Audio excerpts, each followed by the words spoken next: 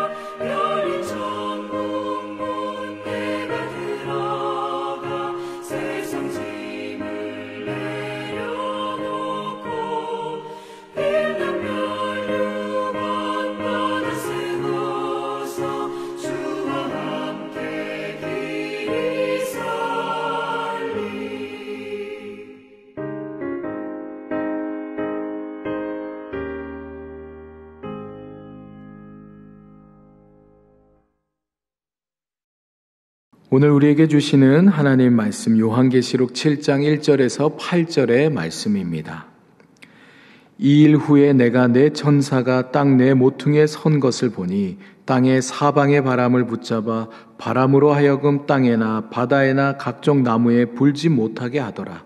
또 봄에 다른 천사가 살아계신 하나님의 인을 가지고 해 돋는 데로부터 올라와서 땅과 바다를 해롭게 할 권세를 받은 네 천사를 향하여 큰 소리로 외쳐 이르되 우리가 우리 하나님의 종들의 이마에 인치기까지 땅이나 바다나 나무들을 해하지 말라 하더라. 내가 인침을 받은 자의 수를 들으니 이스라엘 자손의 각 지파 중에서 인침을 받은 자들이 14만 4천이니 유다 지파 중에 인침을 받은 자가 1만 2천이요 르우벤 지파 중에 1만 2천이요 갓 지파 중에 12000이요 아셀 지파 중에 12000이요 납달리 지파 중에 12000이요 므낫세 지파 중에 12000이요 시므온 지파 중에 12000이요 레위 지파 중에 12000이요 이사갈 지파 중에 12000이요 스불론 지파 중에 12000이요 요셉 지파 중에 12000이요 베냐민 지파 중에 인침을 받은 자가 12000이라. 아멘. 이것은 우리 주님의 말씀입니다. 오늘 본문은요, 우리 한국교회의 가장 큰 위협이 되는 이단이라 할 수 있는 신천지로 인해서 더욱 유명한 말씀입니다. 바로 오늘 본문 4절에 나오는요, 14만 4천이라는 숫자 때문인데요.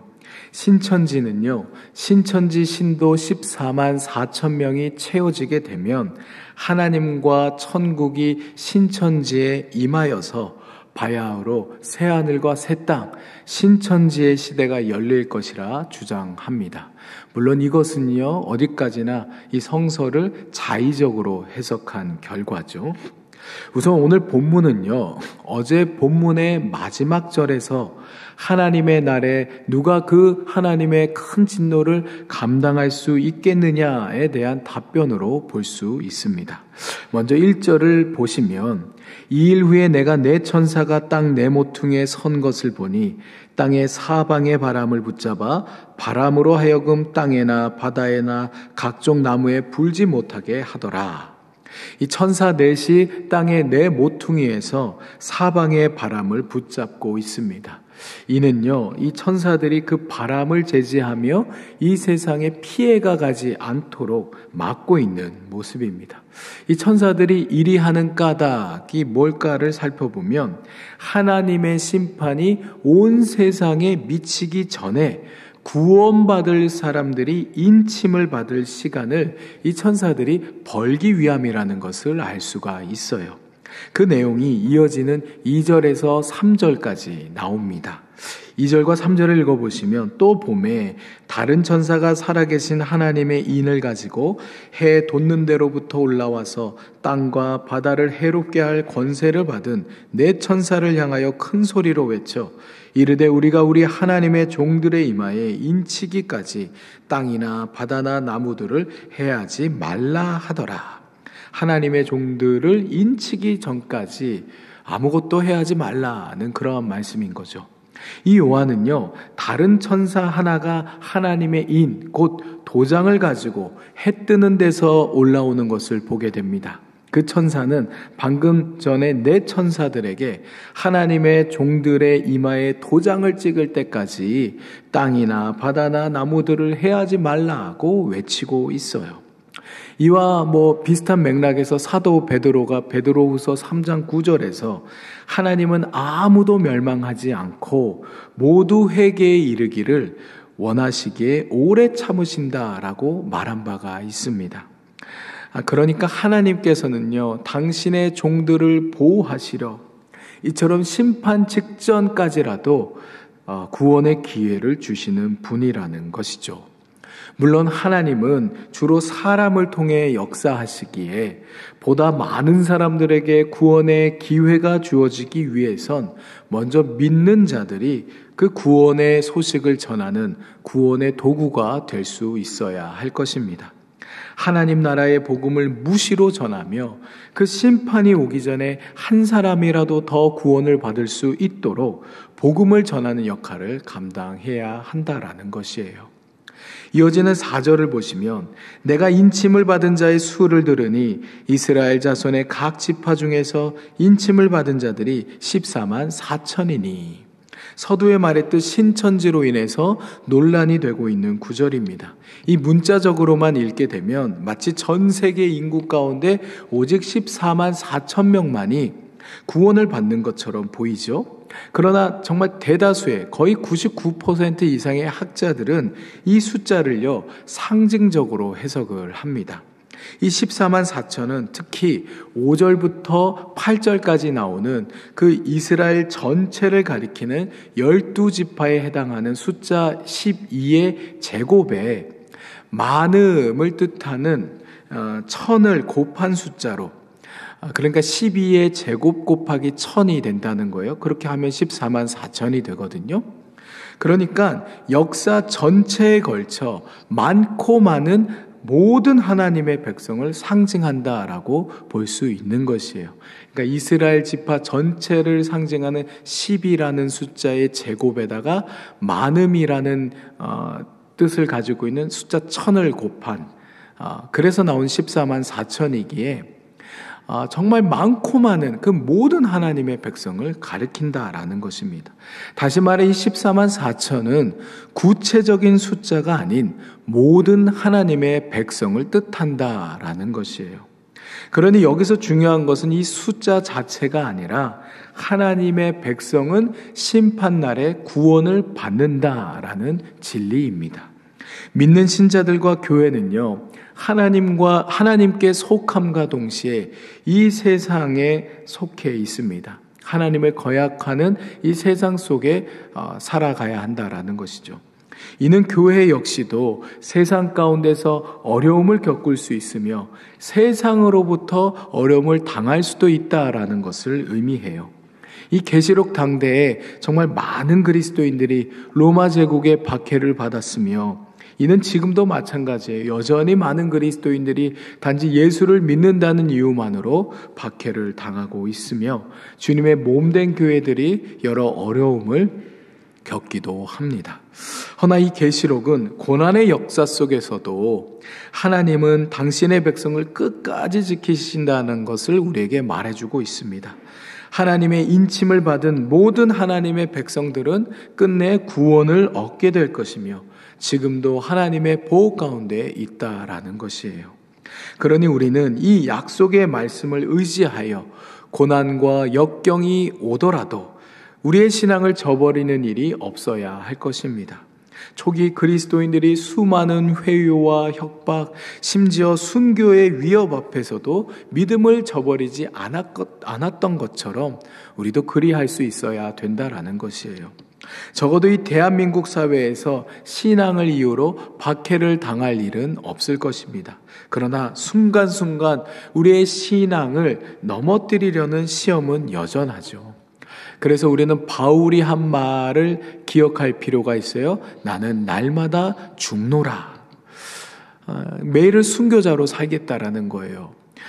그러니 이 순교자로 살겠다는 이 매일의 각오로 시시각각 찾아오는 그와 같은 시험에서 승리하는 우리 모두가 될 수 있기를 바랍니다. 하나님은 이처럼 믿음을 저버리지 않는 당신의 백성을 모든 시험과 환난에서 보호하시고 끝내는 구원하실 것입니다. 그 믿음으로 하나님을 의지하며 살아가는 우리 모두가 될 수 있기를 바랍니다. 주님, 하나님께는 우리 자신이 그 자체로 목적이 된다는 것을 깨닫습니다. 심판 직전까지 단 한 명이라도 더 구원하기를 원하시는 하나님께서 우리의 구원을 위해 오늘도 내일도 역사하실 것을 믿습니다. 당신의 백성을 끝까지 지키시며 끝내 구원에 이르게 하신다는 믿음으로 우리 삶에 마주하는 역경과 시련을 넘어갈 수 있기를 원합니다.